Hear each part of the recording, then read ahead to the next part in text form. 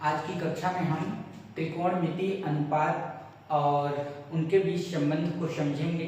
तो इसे समझने के लिए सबसे पहले हम लेते हैं एक त्रिभुज, समकोण त्रिभुज, नाम दे देते हैं ए बी सी, जहां कोण बी समकोण है और कोण जो सी है उसका मान है थीटा। ठीक है, तो यह हुआ हमारा एक समकोण त्रिभुज और जहां कोण बी समकोण है और कोण सी है थीटा। तो इस स्थिति में हम त्रिकोणमितीय अनुपातों को समझते हैं। साइन थीटा, साइन थीटा होता है लंब बटे कर्ण। अब हम देखते हैं कि किसे हम लंब कहते हैं। ठीक है, जो यह खड़ी भुजा है या थीटा कोण की सम्मुख भुजा है, यह है लंब। यह जो है आधार है और यह है कर्ण। आधार और यह लंब और यह कर्ण। ठीक है, तो साइन थीटा होता है लंब बटे कर्ण। अब लंब देख लेते हैं। लंब है ए बी बटा कर्ण क्या है ए सी। यह हुआ साइन थीटा, लंब बटे कर्ण ए बी बटा ए सी। आगे कॉस थीटा, कॉस थीटा होता है आधार बटा कर्ण। ठीक है, अब यहां से आधार BC है आधार और कर्ण AC।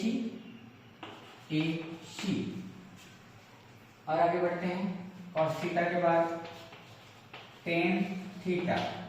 tan थीटा होता है लंब बटा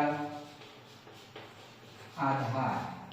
तो देखिए लंब क्या है, लंब है AB, लिख लेते हैं AB और बटा आधार BC।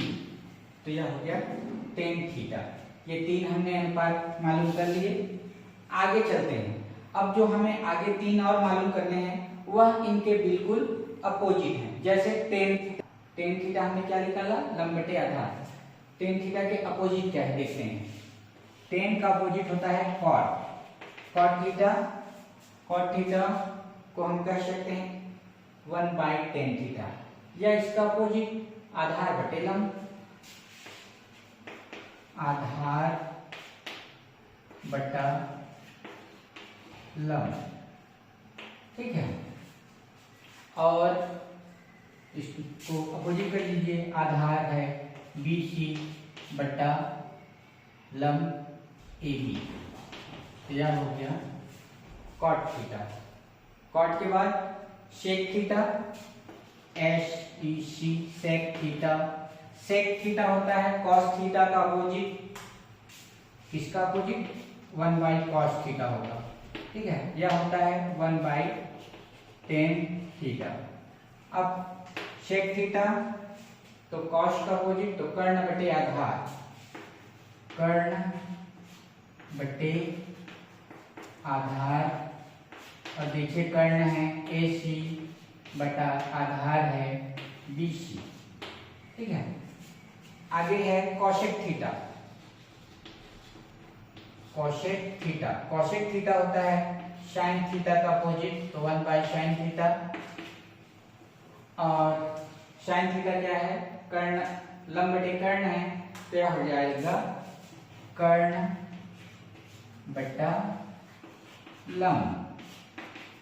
तो कर्ण है हमारे पास AC और लंब है AB।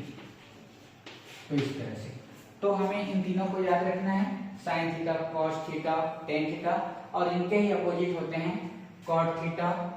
टेन का अपोजिट कॉट, कॉस का अपोजिट सेक और साइन का अपोजिट कॉसेक। ठीक है, तो यह हुआ हमारा त्रिकोणमितीय अनुपात। आगे हम इससे संबंधित बहुत सारे सवाल देखेंगे और इससे संबंधित बहुत सारी हमें सर्वसमीकाएं भी आगे मिलने वाली है।